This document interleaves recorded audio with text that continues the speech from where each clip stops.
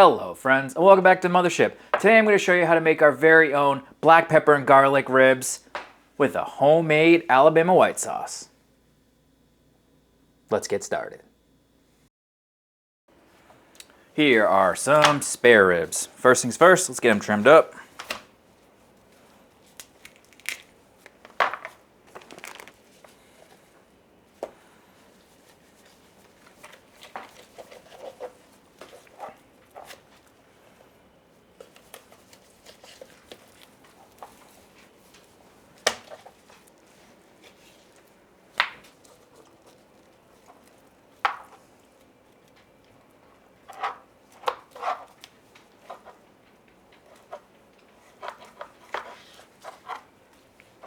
Nice and trimmed down. Now let's get the membrane off.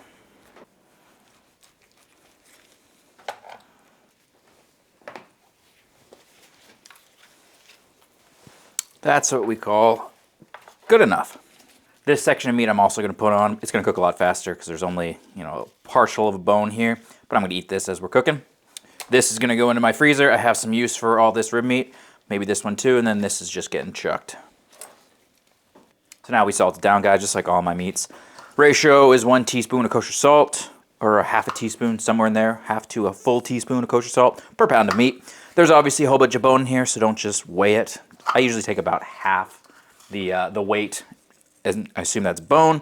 And then the other half I assume is meat. So if this is, so these are about 4 pounds. I probably took off maybe a pound, so let's call this 3 pounds, maybe a little less. Half of that's probably bone. So you look at it, maybe 1.5 pounds is what we're using to calculate our ratio of salt. So that would be like maybe 3/4 of a teaspoon of kosher salt. You can also just eyeball it. You just don't want to over salt. So rule of thumbs, guys. Now that that's done, I'm going to throw it into the refrigerator until all the salt is absorbed, and then we'll get some more seasoning on. All right, salt has been absorbed. Let's get some more flavor on here. I'm going to start with a coat of coarse black pepper. Then I'm going to get a whole bunch of garlic powder.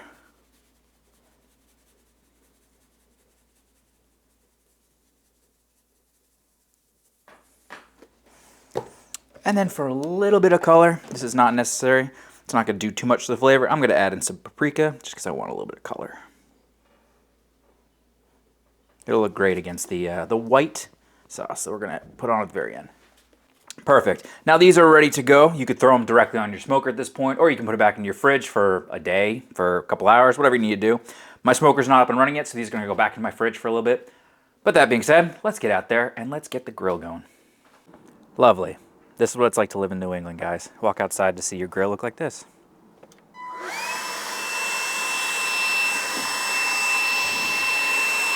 Perfect. All right.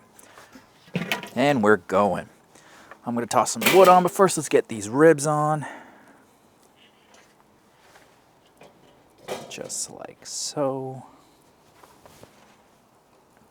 I'm also going to toss this on too.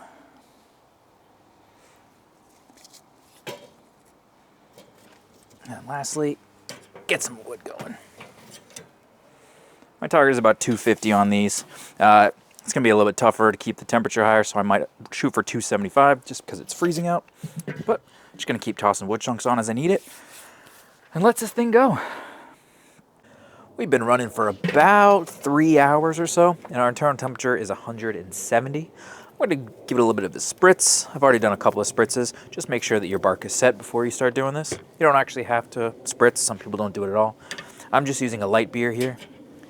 And I'm going to keep tossing wood on, keeping it going.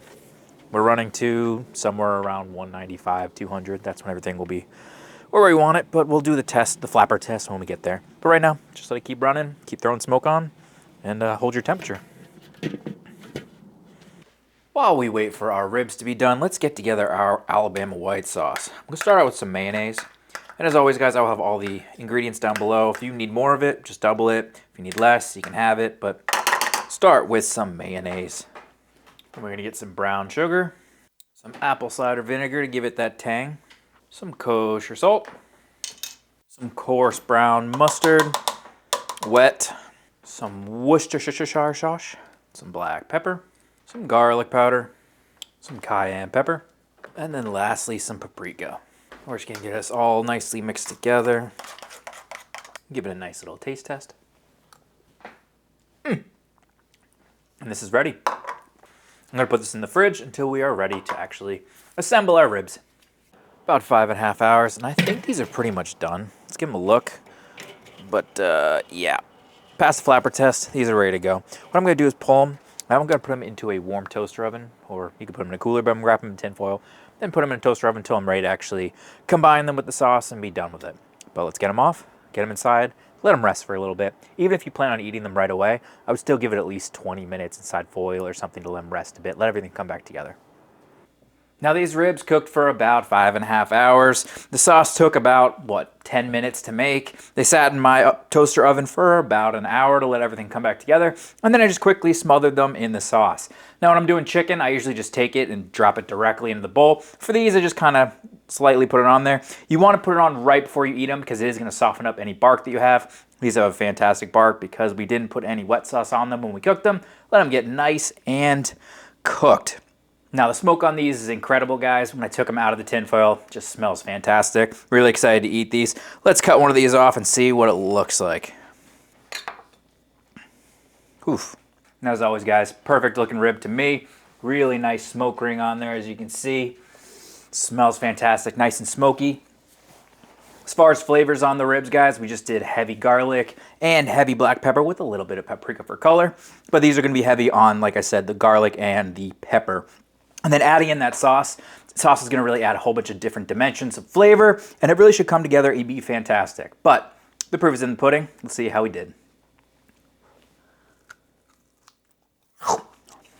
Now that is fantastic. Alabama white sauce is a bit of a weird one. Honestly, I don't think I've ever seen it at a restaurant in the Northeast. And most of the time, you can't really find it anywhere, but it really has a fantastic flavor.